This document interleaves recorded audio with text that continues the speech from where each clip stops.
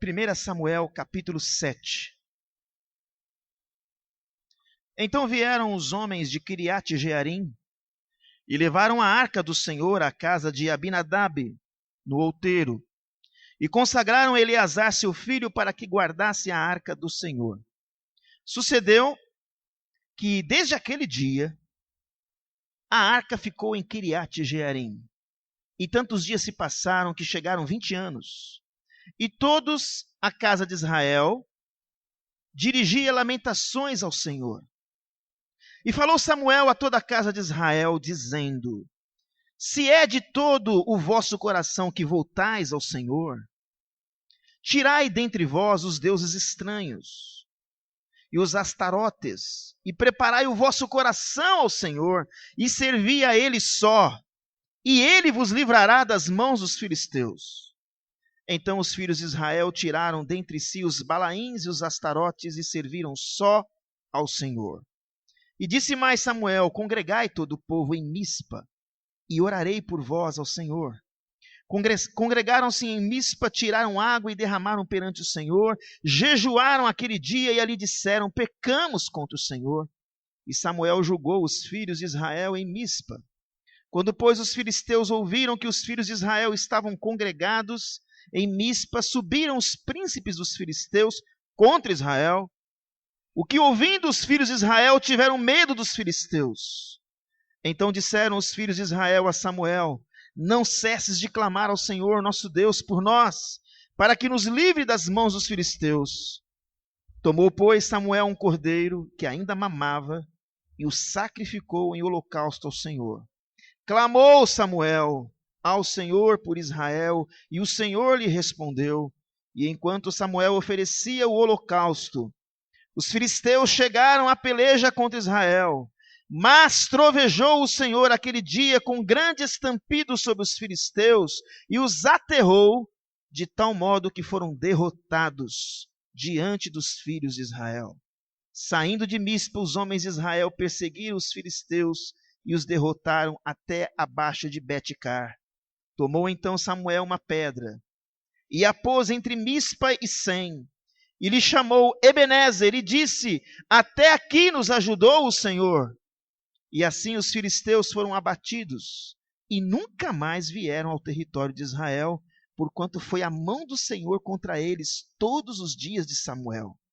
As cidades que os filisteus haviam tomado a Israel foram-lhe restituídas, desde Ecrom até Gate, e até os territórios delas arrebatou Israel das mãos dos filisteus. E houve paz entre Israel e os amorreus. Amém? Você prestou atenção na leitura? Eu pergunto, como é que você avalia esse último domingo do ano? Último domingo de 2013. Como é que você avalia as suas lutas? Como é que você avalia os seus fracassos? Como é que você avalia as suas superações? Eu creio que todos nós aqui passamos por lutas, tivemos algumas derrotas, mas tivemos muitas vitórias, muitas superações através do poder de Deus na nossa vida. E pensando nisso, no produto deste ano, na soma de tudo o que aconteceu, você é grato a Deus? Você pode dizer glória a Deus por tudo que Ele fez na sua vida neste ano?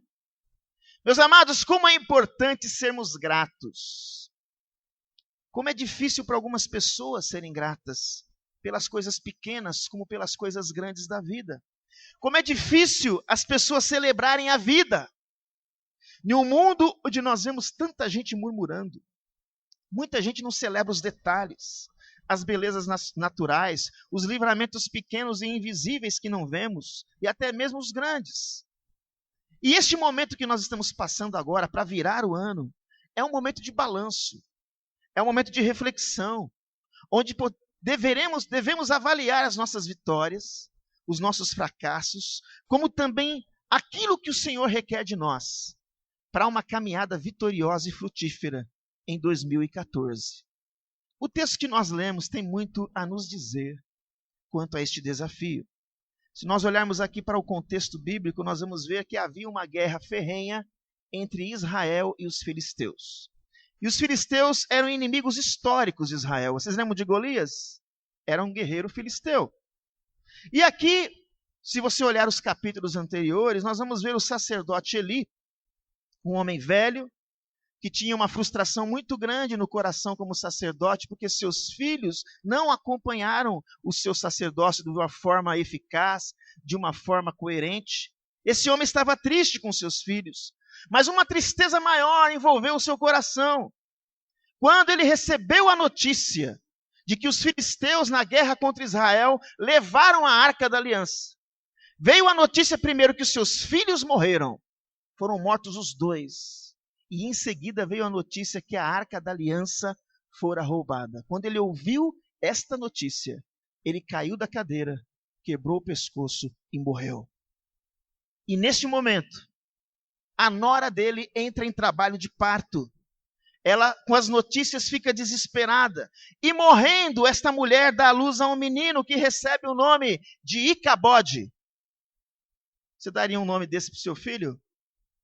Mas foi o nome que o menino recebeu. E sabe o que quer dizer este nome? Foi-se a glória de Israel. O povo agora estava envergonhado, porque a arca do Senhor fora tomada. E isso era um trunfo para os inimigos. Só que Deus tinha surpresas para os filisteus e tinha surpresas para o seu povo.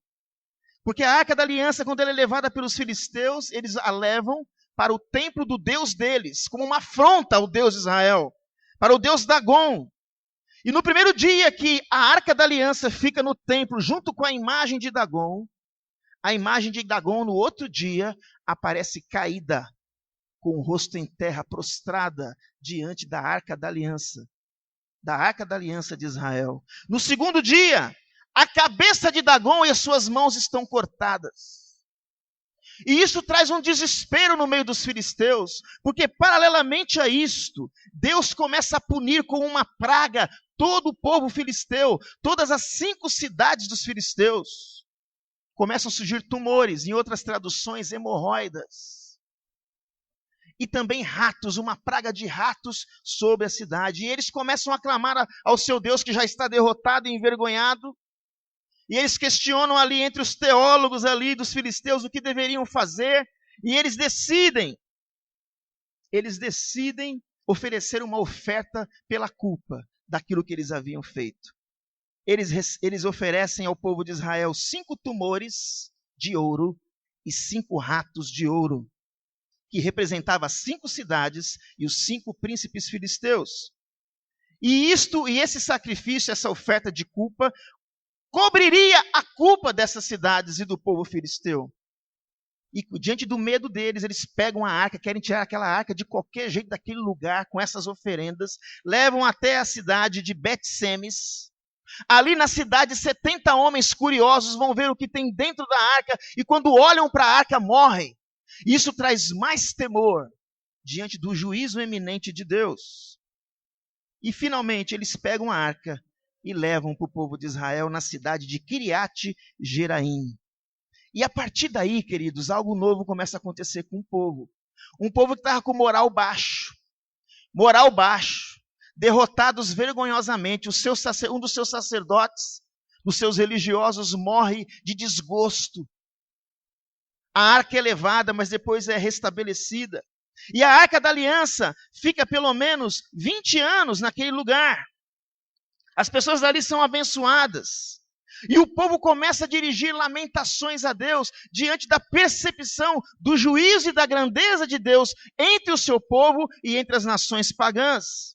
E Samuel convoca o povo a ter uma atitude de arrependimento. Se você ver aí, capítulo 7, verso 3, ele diz assim: se é de todo o vosso coração que votais ao Senhor, tirai dentre vós os deuses estranhos e os astarotes, e preparai o coração ao Senhor, e servi a Ele só, e Ele vos livrará das mãos dos filisteus. Você consegue se colocar no lugar do povo?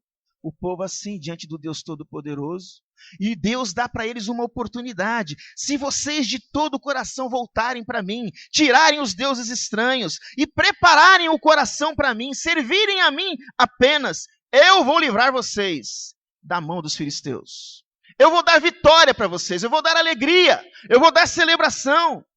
E o povo responde positivamente. O povo tira os ídolos, se dispõe a servir ao Senhor. O povo é congregado ali na cidade de Mispa. Samuel intercede, chega a sacrificar um novilho novinho. O povo se humilha. E os filisteus ficam sabendo que eles estão ali reunidos. Só que eles não sabem que aquele povo está quebrantado. Que aquele povo está numa extrema aliança com seu Deus agora. E eles planejam atacar Israel. Eles ficam sabendo do ajuntamento, se reúnem para a peleja. Israel fica com medo. Mas diante do arrependimento do povo e da intercessão de Samuel, sabe o que Deus faz, gente? Deus livra Israel com raios e trovões. E os filisteus saem correndo. E aquilo levanta o moral do povo. E os soldados hebreus matam todos os filisteus. Eles são derrotados. As cidades são restituídas. E Samuel feliz, o líder feliz, alegre, o que ele faz? Nesse instante ele pega uma pedra e a coloca entre dois lugares, Mispa e Sem, e ele chama essa pedra de Ebenezer, que quer dizer, até aqui nos ajudou o Senhor. Aquela pedra era uma simbologia linda do poder do Deus Todo-Poderoso, do seu amor, dos seus juízos, da sua grandeza. Os filisteus foram abatidos e nunca mais vieram ao território de Israel enquanto Samuel estava ali. E as cidades que eles tomaram dos hebreus foram restituídas. E eu pergunto, o que nós podemos aprender com essa narrativa cheia de idas e vindas, de verdadeiras viradas de jogo? O que nós podemos aprender diante de um ano que se passou, de um ano que vai entrar, onde nós não sabemos as circunstâncias que envolverão nossas vidas? Que lições nós podemos aprender com Samuel, com este ato de Samuel, quando ele coloca uma pedra entre dois pontos e chama essa pedra de Ebenezer? O que significa este ato? Para quem não sabe, Ebenezer significa também pedra de ajuda. Pedra de ajuda.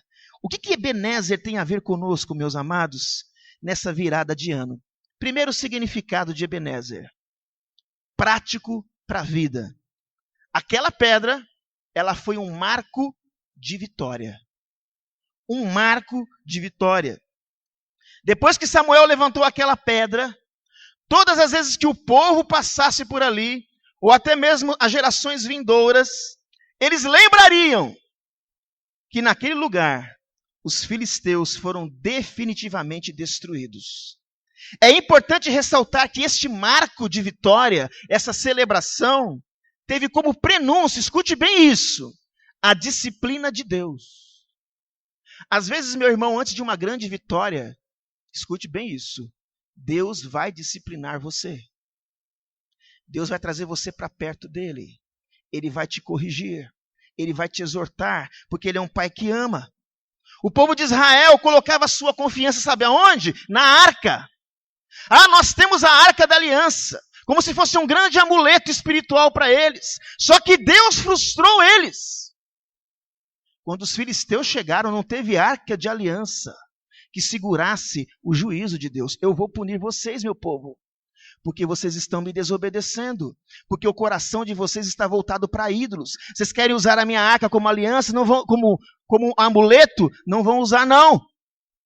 Eles levam a arca da aliança e o povo fica numa grande tristeza, num grande abatimento, numa grande vergonha diante daquela derrota. Deus o chocou com uma derrota sem precedentes. Eli morre de desgosto, a arca é tomada. Mas a despeito disto, Deus trouxe juízo sobre os filisteus, que deveriam estar pulando de alegria. Pegamos a arca deles, envergonhamos eles, vamos envergonhar o Deus deles. Mas quando a arca entra no templo de Dagon, quem é envergonhado é Dagon. Dagon é envergonhado, e Deus manda a praga das úlceras, manda a praga dos ratos sobre aquele povo. Deus traz juízo, mostrando com isso que para Deus não há acepção. Deus demonstra o seu juízo tanto para o seu povo, como para aqueles que não são o seu povo. Ele é o Deus Todo-Poderoso. O que ocorreu nas cidades filisteias nos mostra claramente que para Deus não há acepção. E o povo de Israel, diante disso, como o povo filisteu, começa a aprender que existe um Deus excelso, soberano sobre a terra e sobre o céu. O povo de Israel aprende a lição. E nesse interim, quando a arca chega na cidade, quando eles veem a mão de Deus operando entre os filisteus, eles começam a se humilhar. Eles lançam fora os ídolos. Eles chamam o pecado de pecado. E Deus faz o quê, queridos? Deus faz a sua parte. O que Deus espera do seu povo é um povo quebrantado, arrependido, um povo que quer andar em temor e santidade com Ele. Não existe bênçãos que Deus não possa derramar sobre nós, se nós tivermos essa disposição de temê-lo e de amá-lo. E nesse momento Deus está patrocinando uma nova batalha para virar o placar, para manifestar a sua glória em Israel e definitivamente a sua glória entre os filisteus. Aquela pedra foi um marco de vitória. Marcos de vitória é como conquistar um título de campeão, de um torneio que não pode ser mais tirado, de um troféu, de uma medalha que não pode ser mais arrancada de você. Marco de vitória é o torneio da vida, onde nós caímos, perdemos, mas com a correção e a disciplina de Deus nós somos corrigidos, nós somos erguidos. Marcos de vitória são registros de conquistas dadas pela graça de Deus. Bênçãos especiais. E quantos marcos de vitória aqui nessa noite? Cantados, celebrados, testemunhados. Quanta gente aqui não teve um marco de vitória nesse ano, amém? Muitos marcos. Gente que foi diplomada, gente que conseguiu um novo emprego, pessoas que tiveram um bem quitado, uma bênção conquistada, um casamento realizado ou restaurado. Aleluia. E nós sabemos de muitos exemplos e testemunhos disso. Uma saúde restaurada, testemunho de vitórias por vidas regeneradas. Muita gente que está aqui foi regenerada por Cristo Jesus. Isso é um marco de vitória que põe o inferno para baixo, que derrota o inferno. E eu pergunto para você, que marcos de vitória você deseja alcançar neste novo ano? Você pode pensar aí agora? Qual é o marco de vitória que você deseja alcançar neste ano vindouro? E uma pergunta muito importante: que preço você está disposto a pagar? Que correções você precisa determinar em sua vida? Que arrependimentos, que mudanças de atitude, de hábito? O que você gostaria de conquistar de tal forma que o inimigo jamais pudesse tocar novamente? Você pensa em alguma coisa aí? A esperança, queridos, é uma conquista da luta. A esperança é uma conquista quando você passa pela tribulação, você persevera, você adquire maturidade e experiência, e aí Deus coloca a esperança e ninguém mais tira. Quando Deus coloca essa esperança. O primeiro significado desta pedra é que ela é um marco de vitória. O segundo significado, aquela pedra também era um altar de gratidão. Deus livra o seu povo do inimigo. E a segunda coisa que a gente vai aprender aqui é que este povo só foi livre do inimigo por causa dele. Por isso tinha que ser um altar de gratidão para aquela geração e para gerações vindouras. Ao passarem por aquele lugar, as pessoas também iriam se lembrar que foi Deus que expulsou os filisteus com seus raios e trovões. O povo não tinha como bater no peito dizendo que eles eram bons soldados, que o resultado da vitória foi a performance deles. Não foi! Inclusive eles estavam com medo, diz o texto, com medo.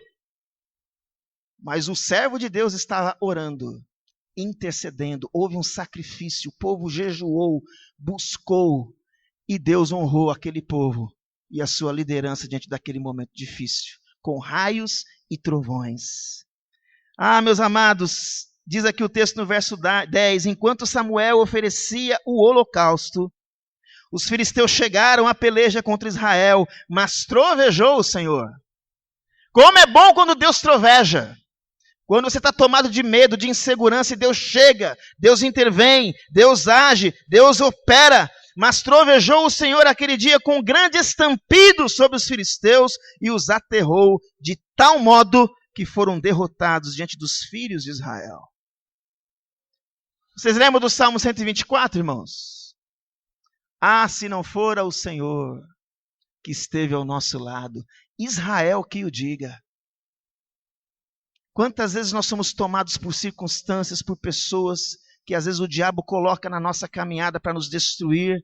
E como é gostoso saber que o Senhor nos livrou, que o Senhor nos protegeu, que o Senhor nos guardou.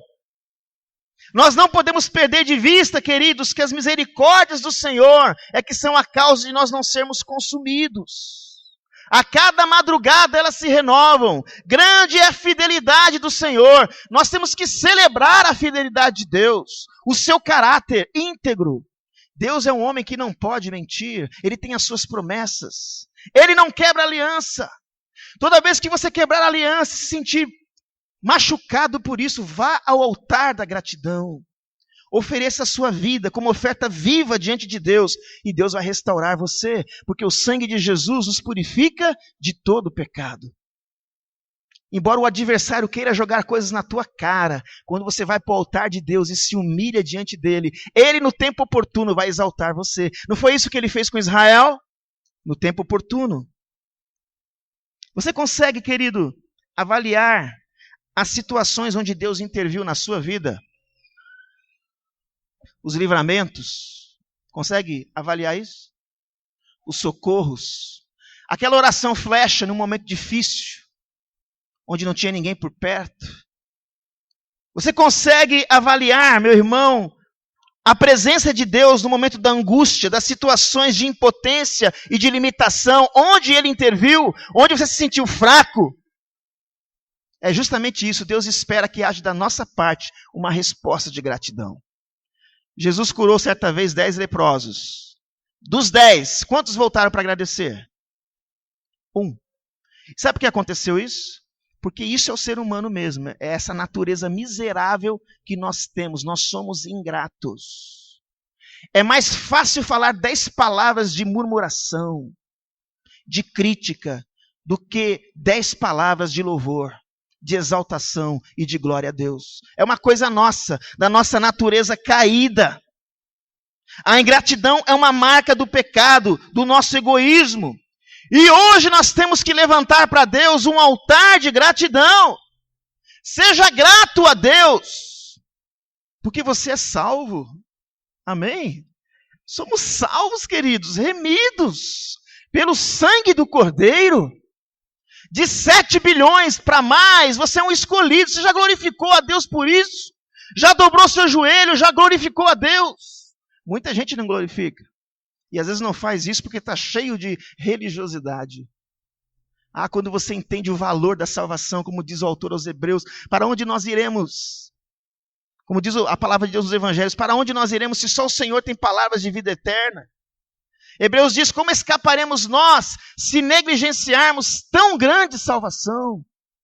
Nós precisamos de um povo mais grato, de um povo mais sensível. Isso vai melhorar a nossa adoração, o nosso encontro, a nossa praxis cristã vai melhorar muito se formos mais gratos. A nossa saúde vai melhorar, a nossa maneira de ver a vida. Seja grato a Deus, por Deus, pelas bênçãos de Deus. Seja grato pelas pessoas que te ajudaram no momento difícil. Declare a sua gratidão. Às vezes nós somos tão orgulhosos que somos abençoados por familiares, por pessoas, por irmãos, e não dizemos um obrigado. Não abraçamos. Isso é orgulho. Temos que celebrar os instrumentos que Deus põe na nossa vida, irmãos. Pessoas, irmãos, Deus põe. Temos que celebrar também, queridos, o Deus das bênçãos, a bênção de Deus e os intermediários da bênção.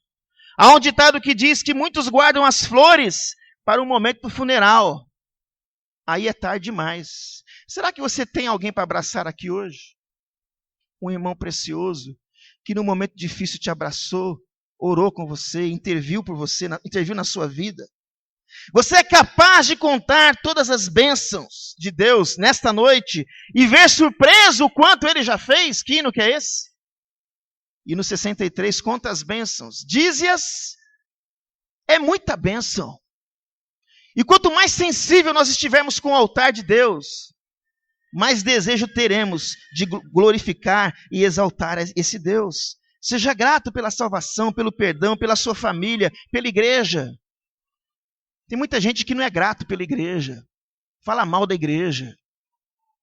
E a igreja é a noiva de Jesus, viu? Não fale mal da noiva dele.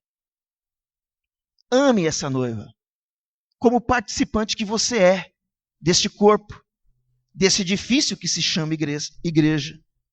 E concluindo, irmãos, além de ser um marco de vitória e um altar de gratidão, escute, essa pedra é um trampolim da fé.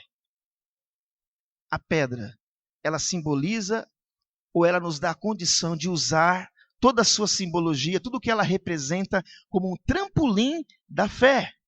Ao olhar para aquela pedra, o povo de Israel podia crer que o Deus que os havia livrado dos inimigos nos dias de Samuel, poderia também livrá-los nos seus dias. Eu pergunto para vocês, quem é a nossa pedra? Quem é a pedra angular? Jesus é a nossa pedra angular. E a Bíblia diz que nós temos que olhar firmemente para Ele, o autor e consumador da nossa fé. É isso que nos dá a vitória contra o mundo. Querido, Jesus Cristo é o mesmo ontem, hoje e o será eternamente. Por isso nós precisamos testemunhar sobre a sua pessoa bendita e maravilhosa e testemunhar sobre os seus poderosos feitos. Você tem feito isso na sua vida?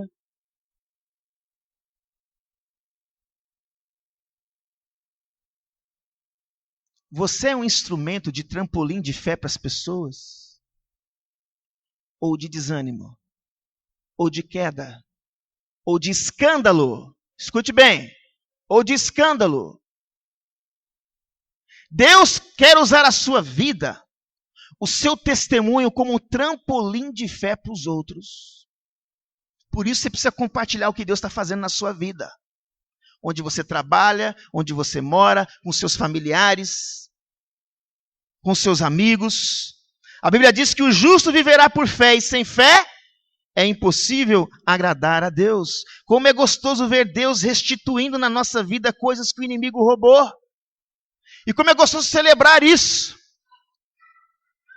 E nós temos sido agraciados, queridos, tanto nos ganhos como nas percas.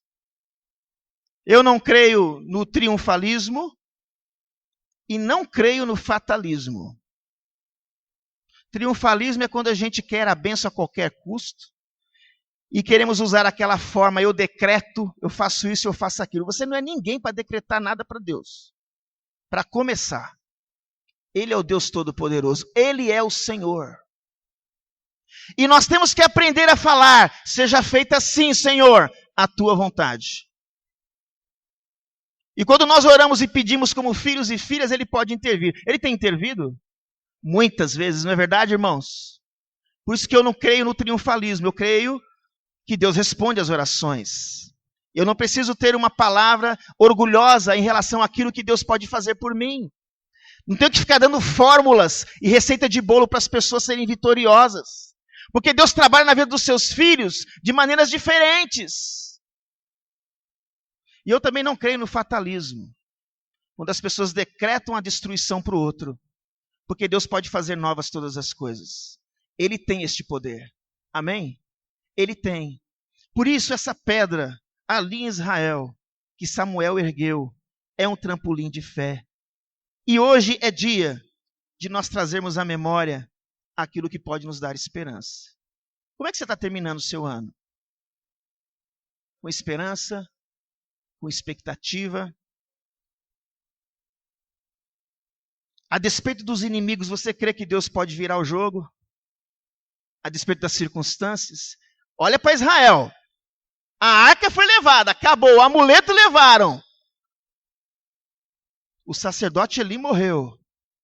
Tem ali Samuel, um profeta aspirante, que é usado de uma forma estratégica por Deus. O povo tem que se humilhar. O povo tem que olhar para aquela arca e entender que não é a arca, é Deus. Não é a religião, viu, irmãos? É Deus. Porque às vezes a gente coloca a religião no lugar de Deus. Colocamos a religiosidade. Foi isso que Israel fez.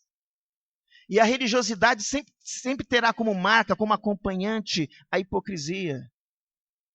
Não uma vida verdadeira e íntegra. Quando o povo começa a se humilhar e orar, o sacerdote começa a buscar. Deus prepara uma prova para mostrar o grande amor dele. Não é tremendo isso? Os filisteus estão chegando, gente, de novo. E agora? Não temam, nós estamos buscando. E Deus intervém com raio, com trovão, para mostrar que Ele é o Todo-Poderoso.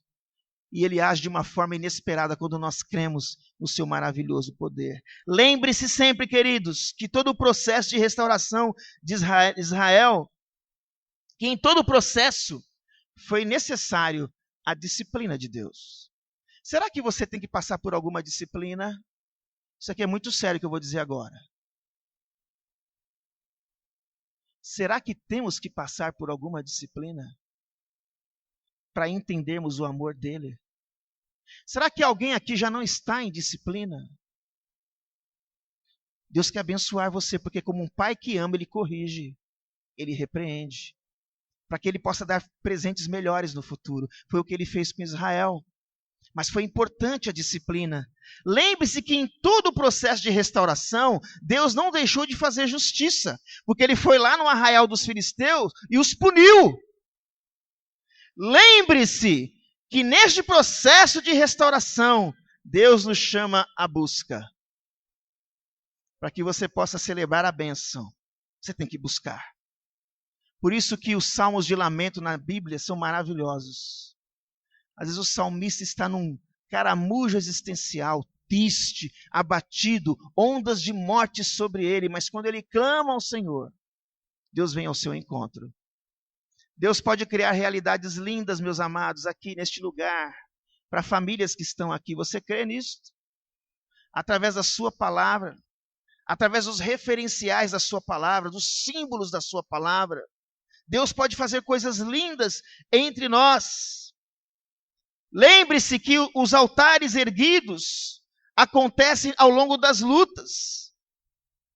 Lembre-se sempre em dizer para Deus, Ebenezer. Olha o raio aí, glória a Deus. Ebenezer, até aqui nos ajudou o Senhor. Amém? Deus tem te ajudado? Quem é que precisa de ajuda dele hoje? Na virada deste ano, Ele pode fazer isso com seu maravilhoso poder. Amém? Nós vamos orar ao Senhor. Eu queria que você fechasse seus olhos e que você estivesse colocando a sua história, a sua vida diante do altar do Senhor.